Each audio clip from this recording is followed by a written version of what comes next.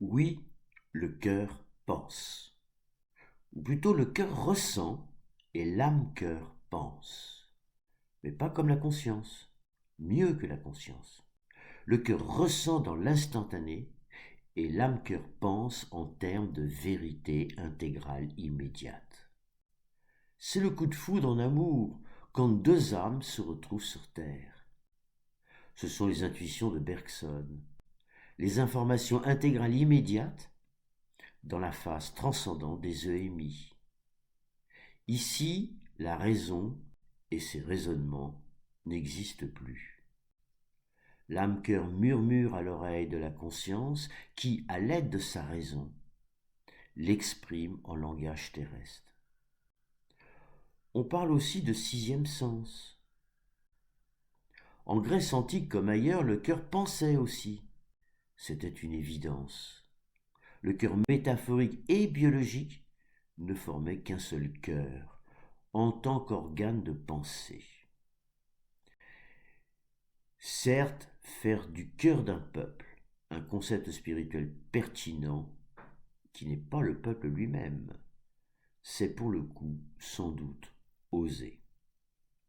Pourtant, comment envisager autrement la vraie démocratie? Pour opérer cette espèce de saut quantique, il faut restituer à Homo sapiens son versant spirituel. Cette double structure de pensée va ressurgir dans la seconde moitié du XIXe siècle, notamment avec Sigmund Freud et son inconscient aveugle, Carl Gustav Jung et son inconscient collectif qui pourrait lui s'approcher du cœur d'un peuple, mais aussi surtout avec Milton Erickson. Père de l'hypnose thérapeutique, il affirmait parler directement à l'inconscient de ses patients. Inconscient qu'il qualifiait d'intelligent, protecteur et bienveillant. J'adhère évidemment à cet inconscient-là. Les anciens l'appelaient l'âme. Dès lors, il n'est plus contestable que ça pense en nous. Mais qui pense, comment et quoi? Alors voyons déjà ce que nous enseigne la tradition grecque. Platon dans son banquet, je cite, « C'est donc ma langue et non mon cœur qui fit cette promesse. » Fin de citation. En reprenant un vers d'Euripide, le philosophe nous invite à faire la différence entre la pensée intellectuelle capable de mentir, la langue, et la pensée du cœur, la seule apte à suivre authentiquement le chemin de la vérité, dont Socrate en était le prophète. Pour Platon, la pensée du cœur est aussi la voie de la contemplation, le nous, et la dianoia pour la pensée rationnelle. On contemple avec son cœur et non avec sa tête. C'est pourquoi pour contempler en méditation, il faut vider sa tête de toute pensée rationnelle. Cependant, à quoi se rapporte cette pensée du cœur? Socrate, dans le Théétète de Platon, fait ainsi la leçon, je cite, « Il s'ensuivra quelque chose qu'on trouve dans Euripide, car nous aurons la langue à l'abri des réfutations, mais le cœur n'en sera pas à l'abri. » Fin de citation. Là encore, la langue pourra toujours se justifier rationnellement, tandis que le cœur ne peut transiger avec la vérité. Michel Narcy, traducteur et commentateur de Platon, s'explique dans une note, je le cite. « J'ai donc opté pour cœur, dont l'acception métaphorique, pour désigner la pensée, reste usuelle en français. » Et il cite comme exemple Charles Baudelaire. « Ce que la bouche s'accoutume à dire, le cœur s'accoutume à le croire. » Fin de citation. Bien évidemment, pour un rationaliste, il ne s'agit que de formules rhétoriques ne correspondant à aucune réalité ontologique. La langue parlerait pour le compte d'une conscience morale dont le cœur ne serait qu'une métaphore poétique. Or il n'en est rien. Chrysippe, stoïcien du IIIe siècle avant Jésus-Christ, affirmait clairement que le cœur pense. Jean-Baptiste Gourina, commentateur contemporain de Chrysippe et de son traité Sur l'âme, conservé par Galien, nous dit ceci, je le cite. Mais Chrysippe ajoutait aussi des arguments, le cœur pense, tirés de l'observation de certains phénomènes physiologiques. Selon lui, les palpitations du cœur sous le coup de l'émotion, le serrement de cœur que procure le chagrin, prouvent eux aussi que le cœur est le siège de l'hégémonique. L'hégémonique, c'est l'impulsion volontaire. En fait, poursuit-il, il pose donc en principe qu'il ne peut y avoir qu'un seul centre de l'âme, et même que la pensée se définit comme source de la parole. Fin de citation. Donc ici, l'impulsion volontaire se situerait donc bien au niveau du cœur biologique. Et je cite à nouveau Gourina. Il faut dire, écrivait encore Chrysippe, que c'est depuis la pensée que l'on parle en soi-même et que l'on déploie la voix, et que c'est le propre du cœur de penser. Fin de citation. Jean-Baptiste Gourina ajoute encore dans une note, je le cite, « Il paraît indispensable ici de suivre le texte des manuscrits de plus près que ne le fait l'éditeur. On lit dans les manuscrits, le cœur pense. Le commentaire de Galien lui-même, c'est la tâche propre du cœur de parler, semble indiquer qu'il faut lire de la façon la plus proche du manuscrit. » Fin de citation. On voit bien ici à quel point il semble impensable pour nos contemporains que les anciens aient pu croire fermement à la présence en l'homme d'une pensée du cœur. Il est vrai que les références sont rares. Et le fait que le cœur pense n'intéresse plus personne, excepté peut-être les poètes. Visitons d'autres civilisations.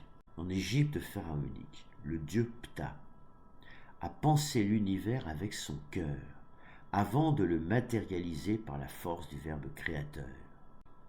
Lors de la psychostasie, la pesée de l'âme, décidant si le défunt devait se réincarner ou, à l'inverse, ressusciter auprès d'Osiris. L'âme gémissante s'écriait alors « Ô mon cœur, ne témoigne pas contre moi !» Pour les Égyptiens, l'organe pesé, mémorisant les bonnes et les mauvaises actions, était le cœur et non le cerveau. Sur l'autre plateau de la balance, il plaçait une plume d'autruche de Maat, déesse de la justice. Face à la pensée du cœur, c'était la notion de justice qui importait alors. Or, toutes les souffrances de l'âme se rapportent à un vécu d'injustice. La pensée du cœur est une pensée des vertus, loyauté, fidélité, vérité, justice, qui se noue face aux injustices et se dénoue face à la justice. Dans de nombreuses religions, le cœur est le siège de Dieu, c'est-à-dire de l'esprit. Comme l'écrit Jean Hany dans Mythes, Rites et Symboles, le soufisme considère le cœur comme étant, je cite, le lieu d'habitation de la divinité en l'homme. Selon Al-Jili, le cœur représente la présence de l'esprit sous son double aspect, connaissance et être, car il est à la fois l'organe de l'intuition et le point d'identification avec l'être. Le centre le plus intime du cœur est appelé le mystère. Et c'est le point le plus insaisissable où la créature rencontre Dieu. Et d'ajouter, il est la lumière éternelle et la conscience sublime révélée dans la quintessence des êtres créés, afin que Dieu puisse contempler l'homme par ce moyen. C'est le trône de Dieu et son temple dans l'homme. Cet enseignement recoupe celui de la tradition védantique en Inde. Selon les Upanishads, le cœur, Hidraya, est la résidence de l'Atman, qui siège dans un espace infime du cœur appelé Akasha, l'éther, et qui correspond exactement à la cellule secrète dont parle Algili. De même, dans la Bhagavad Gita, Krishna déclare qu'il demeure dans le cœur de tous les êtres. Le cœur est le siège de l'intellect, le bouddhi. Et quand le mental est purifié, le soi suprême, Dieu, s'y réfléchit. Fin de citation. De même encore, Jean Chevalier et Alain Gerbrand, dans le Dictionnaire des symboles, je les cite, en psychologie musulmane, le cœur suggère les pensées les plus cachées, les plus secrètes, les plus authentiques, la base même de la nature intellectuelle de l'homme. Le Coran lui-même fait allusion à la connaissance par le cœur. Le cœur ne dément pas ce qu'il a vu, à propos de la vision du prophète. Et ce ne sont pas les yeux qui sont aveugles, ce sont les cœurs, dans leur poitrine, qui sont aveugles. Fin de citation. Et notez là encore qu'ici, à nouveau, le cœur biologique est visé. La tradition chrétienne n'ignore pas non plus cette dimension du cœur.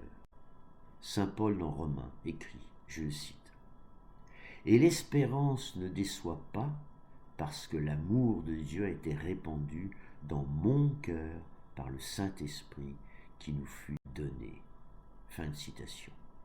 Dans l'emblématique chrétienne, lorsque le cœur est surmonté d'une flamme, symbole du Saint-Esprit, il symbolise même la vie mystique en tant que telle. Le cœur devient le lieu d'expression du Saint-Esprit, qu'on appelle aussi l'inspirateur, et qui représente dans la Trinité l'amour réciproque qui relie le Père au Fils. Il s'assimile alors au cœur du Christ, à qui l'Église catholique rend le culte du Sacré-Cœur. A contrario, Marc l'évangéliste écrit, je cite, « C'est du dedans du cœur des hommes que sortent les desseins pervers, débauches, vols, meurtres, adultères, cupidité, méchanceté, ruse, envie, diffamation, orgueil, déraison. » Fin de citation. Il s'agit là bien sûr d'un cœur rendu avarié par les expériences de l'individu qui s'est trop laissé tenter par son égoïsme. À la naissance, tous les cœurs sont puits d'amour pur. C'est une expression qui vient des anges. Et toutes les consciences terrestres sont vierges. Seule l'âme connaît et détient les étapes d'un chemin plus ou moins escarpé. Citons encore l'intelligence intuitive qui, pour l'ancienne philosophie chinoise, brille dans la caverne du cœur.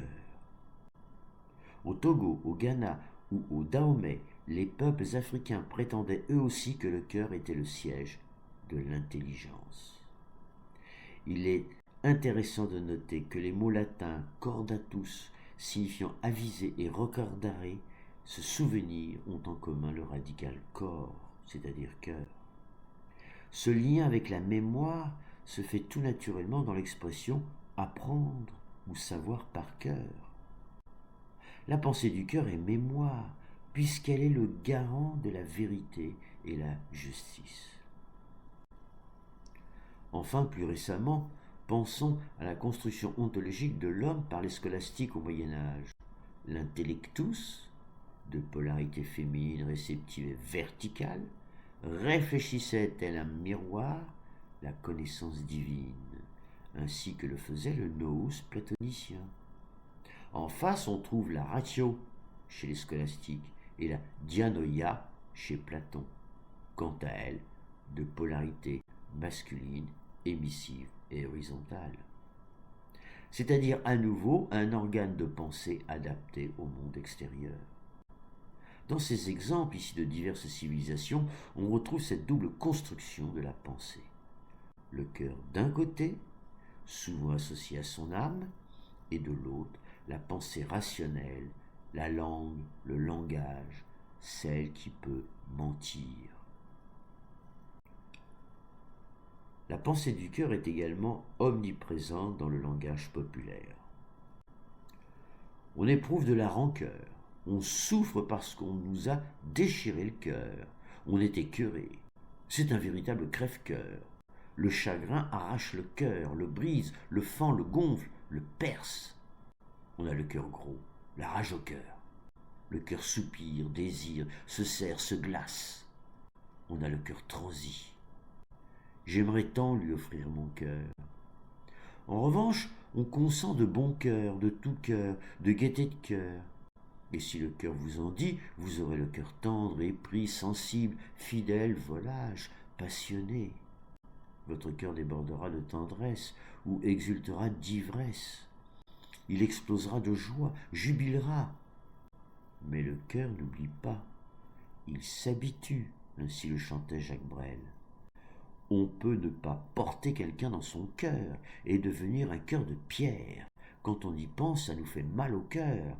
On en a le cœur par terre. On peut prendre tout à cœur. Ça nous soulève le cœur ou ça nous va droit au cœur. On se sent le cœur léger. C'est son cœur qui l'a choisi. Ça l'a touché en plein cœur. J'en ris de bon cœur.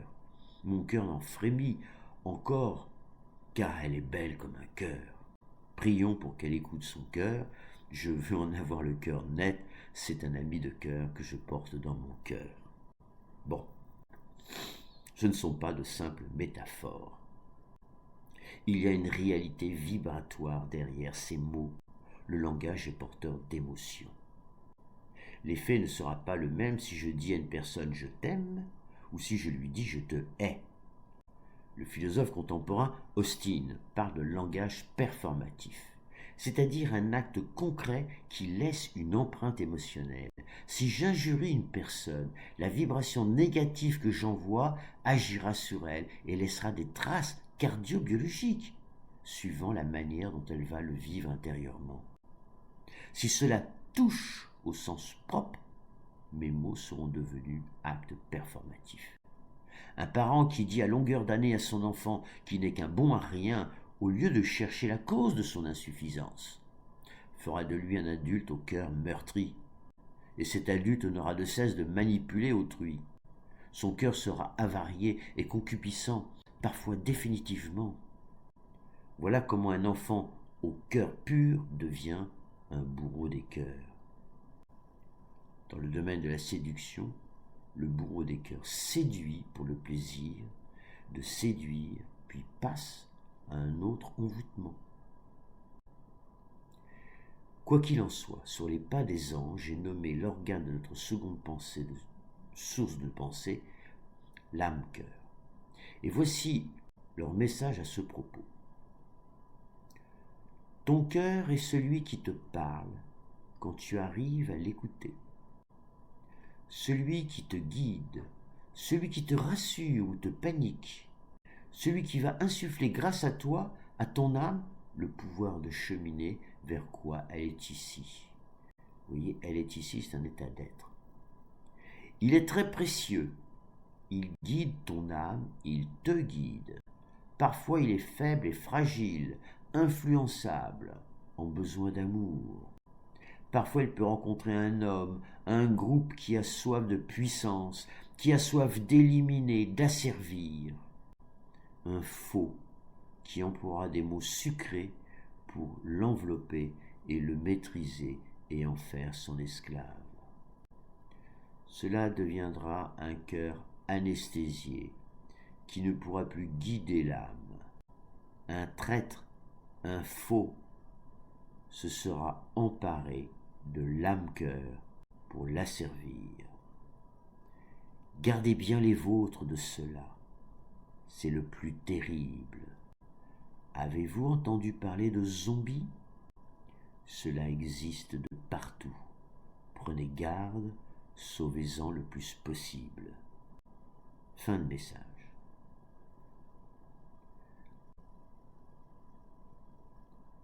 Dès lors, ça pense en nous. Mais pas au sens habituel d'un inconscient aveugle, qui soit de nature mécanique, celui des cognitivistes, ou pulsionnel, celui des psychanalystes, mais d'une intelligence remarquablement subtile et évoluée, qui voit et qui sait bien mieux que nous ce qui est bon pour nous-mêmes.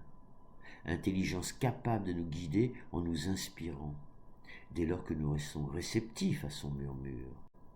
Parfois même, il nous sauve la vie. Ça pense en nous au sens d'une présence spirituelle dotée d'une dignité et d'une intelligence au même titre que nous-mêmes, voire davantage. D'autant qu'il s'agit en fait d'un autre nous-mêmes bien plus que nous-mêmes. Pensons au prototype bergsonien de l'intuition inspirée, dans laquelle il y a un toucher de l'esprit, la conscience, par l'esprit, l'âme. Je le cite, issu de la pensée le mouvant.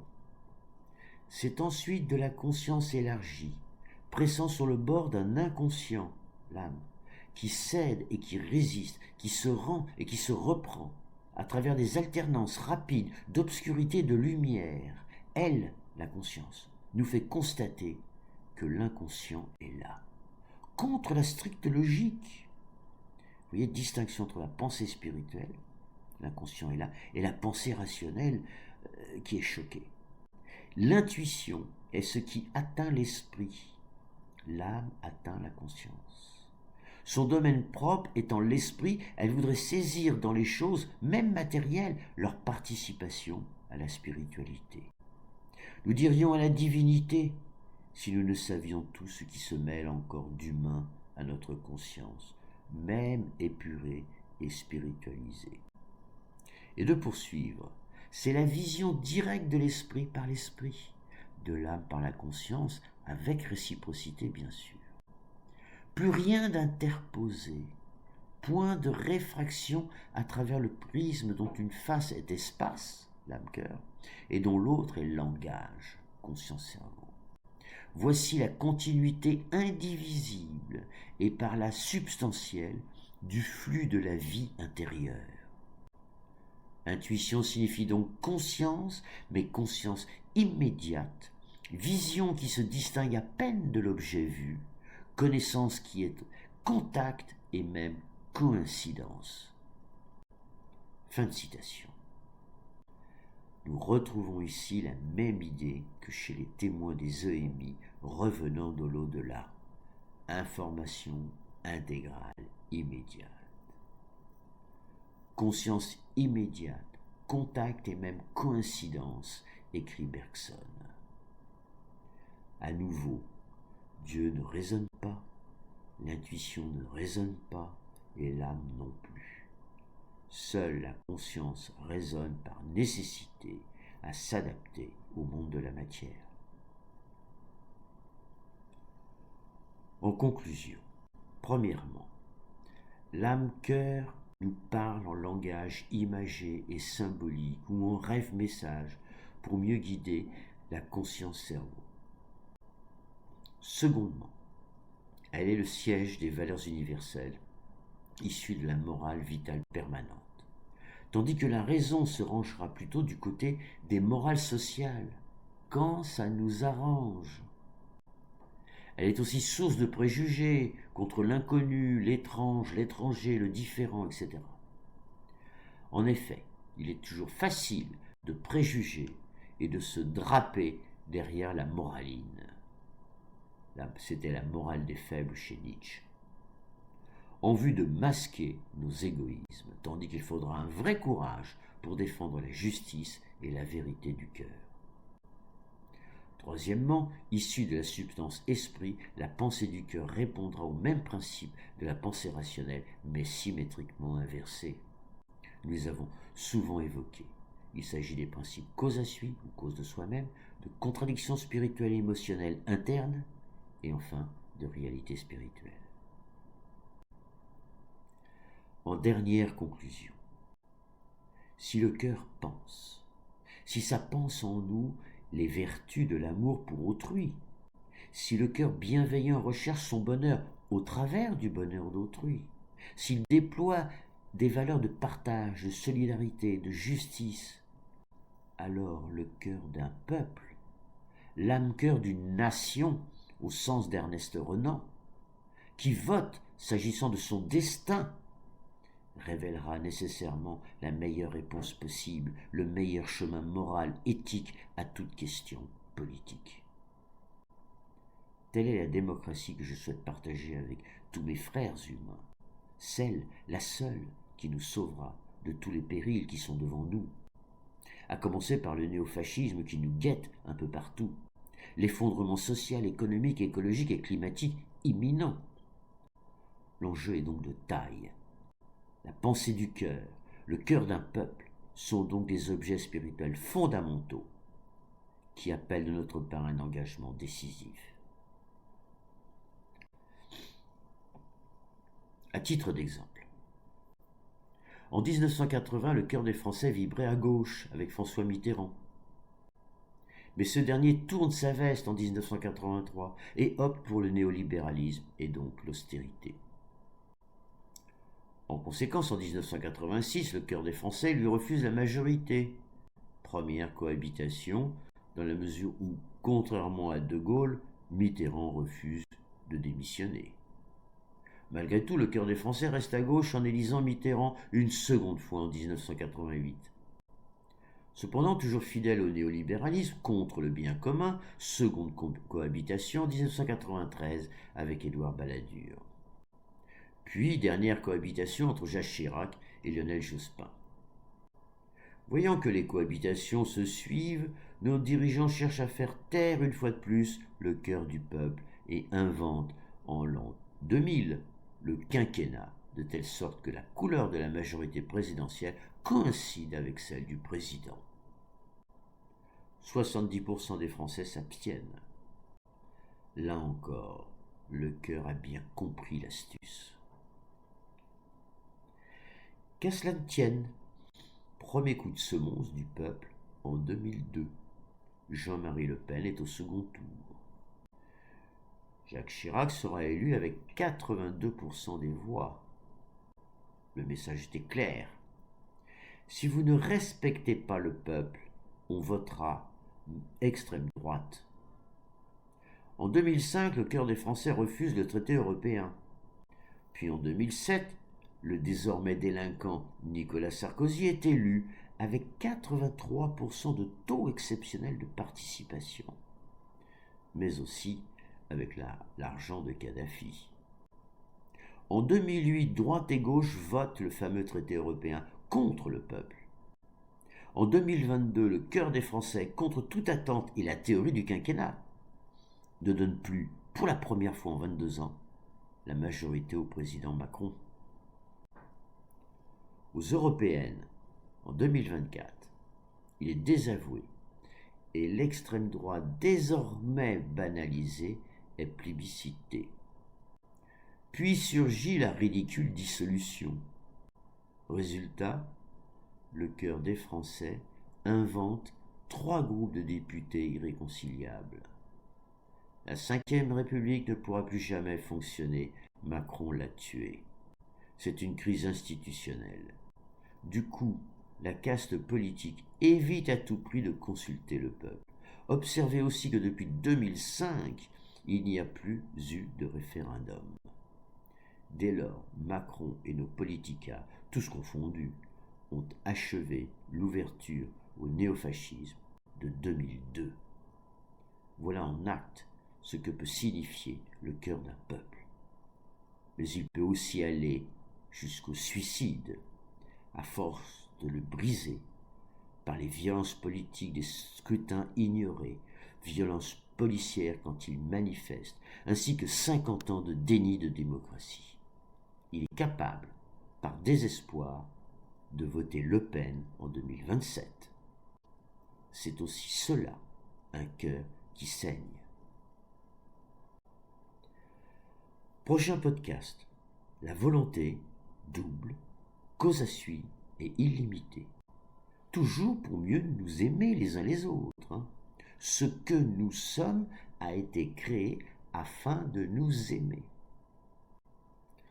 Alors, pardon pour mes bafouillages, mais en plus je suis enrhumé. Merci, grand merci pour votre patience.